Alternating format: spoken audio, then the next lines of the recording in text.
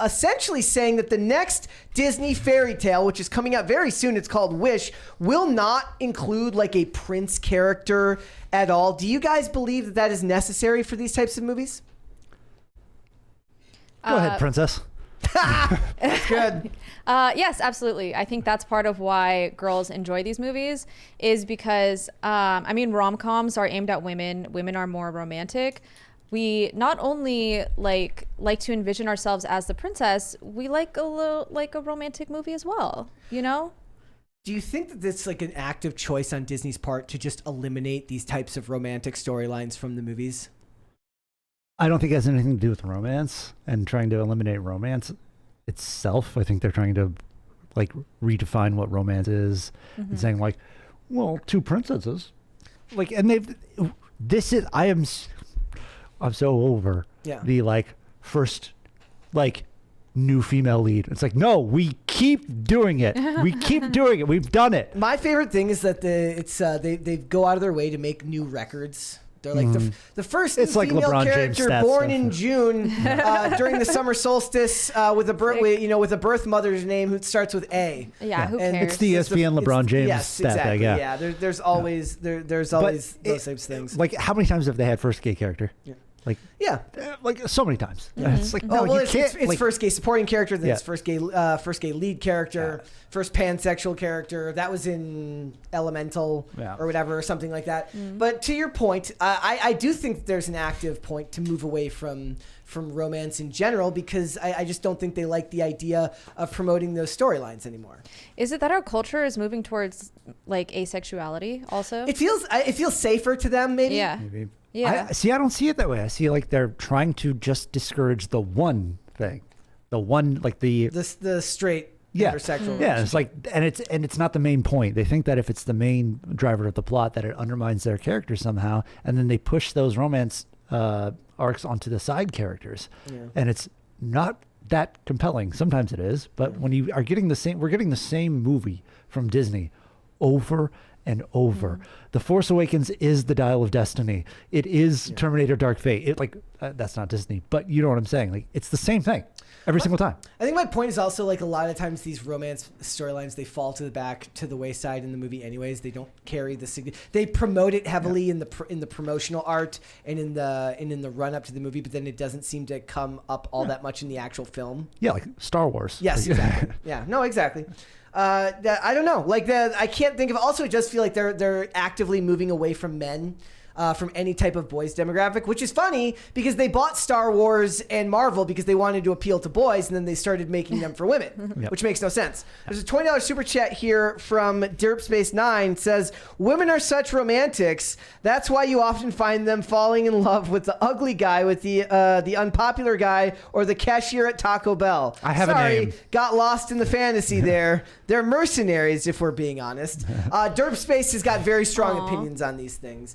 I do think there's something sad about getting rid of the aspirational content of those types of stories, right? And I also think that, like, look at how Rachel Zegler talked about Snow White, right? It's automatically problematic because cultural views on romantic relationships change so swiftly now. So maybe they just look at it as something to be avoided entirely, even when they address it. What was it? Toy Story had a character like that. It doesn't matter because it doesn't end up being in the movie for more than 5 minutes at a time anyways. In Lightyear, Lightyear had the gay character that nobody remembers because it was only relevant on screen for like 10 seconds. I wish instead of just creating content like this, we would really start to examine more the underlying reason as to why society is so apathetic towards relationships in general. Yeah. And not even apathetic, almost like resentful and angry towards them. Why do you think that is? Like, why do you think that there's such a resentfulness to it now? I think that the family structure has been being broken up for a long time. I think that it's harder now more than ever to meet people, to approach people. Our phones and technology have made it not only harder to approach people, but I think it's a lost art. Like just talking, calling people, saying hi to someone, making new friends. Yeah. And I think people don't want to admit that because we are so addicted to our phones and to our tablets. Yeah. That's a scary thing Yeah. right now too. Like, I think that what's odd is like we're more connected than we've ever been, but we're more lonely than we've ever been too. In a lot of ways. And it is because of that. It's because you're no longer looking for the intrinsic value in somebody. You're looking for, just like the movies, you're not looking for that like full picture of somebody. You're looking at a checklist. A checklist of Yeah. and it automatically like knocks people off your list if they miss one, even though you may learn to grow and love something about that person. To appreciate that. Yeah. That Yeah. might be the saddest part of all of that, right? It's there's absolutely things about somebody that like when you look at it in retrospect, you're like, that would have annoyed me if I didn't learn to like love that aspect of them. Like Yeah. that same thing might annoy you. Like if it's a general trait that bugs you in somebody doesn't mean it's always going to bug you in somebody else. Right? Yeah. True. And you lose out on the ability to kind of learn to love someone despite them having a characteristic. If anything, it might actually make you appreciate them more. Like when you're like, wow, I would normally not appreciate that, or that might not be something True. that would appeal Well, to it me. just Then you it find just out goes that to it show does. that those bullet points are not what somebody is. Yeah. Like there's more to them than that, and you may be in love with that, Yeah. even and, though you don't love everything about them. and I feel like good things have On been the surface. demonized also. Like the whole like nice guy is, finishes last trope, and how nice guys give people the ick. I only see that on the internet. I personally have not experienced that in my life, where because someone is nice to me, I am unattracted to them. It's like, do you how much do you think that the lack of these types of storylines in movies will affect the culture? Like, do you think that this affected? Because I actually used to push back on the idea that I actually used to think that the idea of like treating your daughter like a princess was actually a bad thing back in the day, because it changes their dynamic and their view of themselves. And if you don't feel like as if you're flawed and you feel like you deserve everything all the time, no matter what, that can actually be detrimental. But as far as the stories they're telling about romance, like I don't know if the idea of telling believing in Prince Charming is such a bad thing, at least when you're younger and you're learning to grapple with new concepts. I think there has to be a balance. I think It also requires parents to be more involved in their lives and not just throw you in front of a computer, a tablet, or a TV screen. yes, Yeah. which is so popular now. Maybe that's what we've lost. We've lost the art of being able to tell these stories and be able to help explain it to the next generation. It's all about complexity and nuance, like you were talking about with, like, it could be a bad thing to treat your daughter like a princess, but it's not a bad thing necessarily to treat her like your princess, and while reinforcing that there are other people in the world. Yeah. Like let them, they are special to you. Yeah. Yeah. Just like the next door neighbor's daughter is special to them. You can give that context. Like that is not impossible. It happens all the time. But people are like, you mean have to do another thing? Yeah. Like, Yeah. parenting's already hard. It's like, yeah, no, you should teach them that other people exist. I also think a lot of this has to do with more precise corporate marketing. Now, what I mean by that is like, look, it used to feel like Disney would market their movies to kids in general, but as they've kind of mastered metrics and figuring out who their target audience is, they've kind of condensed it down to they're always looking for this phantom new audience that never comes in. Yep. While ignoring the fact that the average parent would be happy to put their kids in front of a Disney movie if the movie wasn't completely awful. Because I think we get caught up in the idea that thinking that this culture war that everybody's talking about, which I reject the idea that I'm fighting a culture war. However, people say it's too dorky to say sometimes. But the point is like, look, I just don't buy that the average parent who's just trying to get through their work day is thinking about that when they plop their kid. Like if they're not watching Disney, it's because the movies don't appeal to them. Yeah. It's not because they have some huge issue with Disney. A lot of people do. I'm not saying that they don't. I'm saying that the average parent isn't thinking about this in the same terms. Yeah, and you're always going to find a problem with something. I would rather my problem be that my daughter's expectations of a man might be too high, rather than having no expectations at all, or it going into this weird, like, it's a princess story, but there's no prince, and there's just like resentment and bitterness or absence of an idea of what a man is. And the guys don't get any examples of it now. Like there aren't really strong examples at least in cinema culture of like positive male role models. Not on a large scale. And the female role models are just females playing male characters. It's getting like more when and more was the last extreme. time you watched a movie with a great mom and dad characters? And if you do those, they're not as plentiful as they used to be. Right? Yeah. Have you guys watched Utopia? Yeah. Like the main character in it, I forget his name, but he's the white guy with blonde hair, and he's just such a, I don't know what words we can and can't say, but he's not very masculine, right? Like he's You're talking very, about which Utopia are you talking about? Utopia. It's Amazon Prime 2020. Rainn Wilson? Yes. Yeah.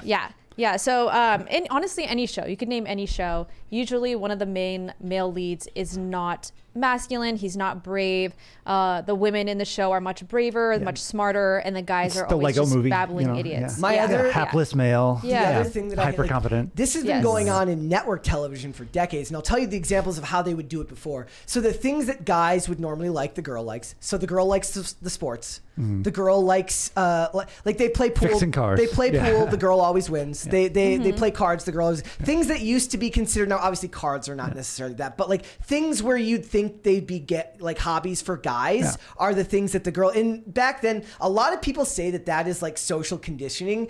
I tend to not take such a doomeristic approach to that. I used to think that the average writer was just like, oh, wouldn't it be clever if we turn this idea on its head and suddenly it's the girl who's into sports and not the guy.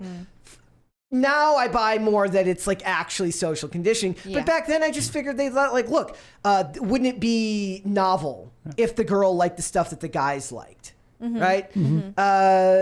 It's just, or video games. That also happens in video games and movies and television too, or right? if it was one thing, one time she beat him in pool, and that was cool. Not that she's better at him than him in everything. Guys don't get to win like the novel sports between men and women, like those now, like in movies and television. The woman always has to win because it feels It's unexpected. It's unexpected, even though it's not. It's the opposite of unexpected. Now you're like, let me guess. Yes, let me guess. She wins, right? And I don't even remember, like, I don't even remember what show I was watching, but it was like this guy is talking to this female character. He says, a woman will never, what was I watching? He says, a woman will never understand a guy like working to beat his best time home. Like driving, like trying to beat his best time home. And it's a very guy thing, right? And it was shocking to me because I'm like, I don't remember the last time I saw an example of this on television and movies where the guy just did dude stuff. Where the guy just likes stuff that guys like, because everything has to be trying to subvert your expectations. Nobody wants that anymore. If you want to subvert expectations now, you have to actually do what people like. You have to actually follow traditional gender roles to subvert expectations in Hollywood. Well, it's like what Kat Von D did. Being baptized was like super rebellious. Like that's flipped on its head. Yeah, that's the new rebellion. And I mean, I guess the what was it that Paul Joseph Watson would say that conservatives are the new punk rock, which I laughed at that too. But it is kind of almost like religion is becoming the new rebellion amongst the next generation. Like actually going to church and raising a family. Like I do love that it says like be an extremist and it's just a family of 4 on a farm.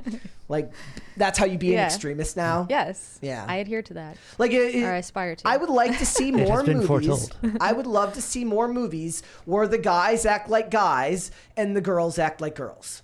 Like it's very hard to mix those now. Like I said, Barbie succeeded because it was a movie for girls. Yeah. Right? With pretty clothes. Yep.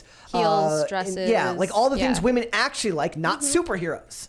Because they don't actually care about that stuff. They can pretend they do. Yep. They don't. Notice how I had nothing to say about the Marvel conversation. Exactly. But if it had been a Barbie You're topic, right. You're 100% right about the Phantom audience too. Like I love the Rachel Zegler clip. I love it where she's like, "We're not going to do what the old classic did. We're going to do something else." It's like, why do you think it's a classic? Yeah. Like, what is your problem?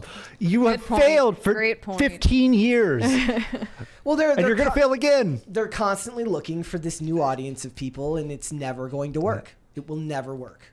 Yeah. Because tried and true methods of storytelling worked for a reason, for a very long time. You know what that movie would have worked as? If it was made with the same intent as like Hansel and Gretel, Witch Hunter. If it was like, oh, we're gonna make this is a joke version of Snow White, where it's like she's a spy or something. Like, were you the one that liked Gretel and Hansel?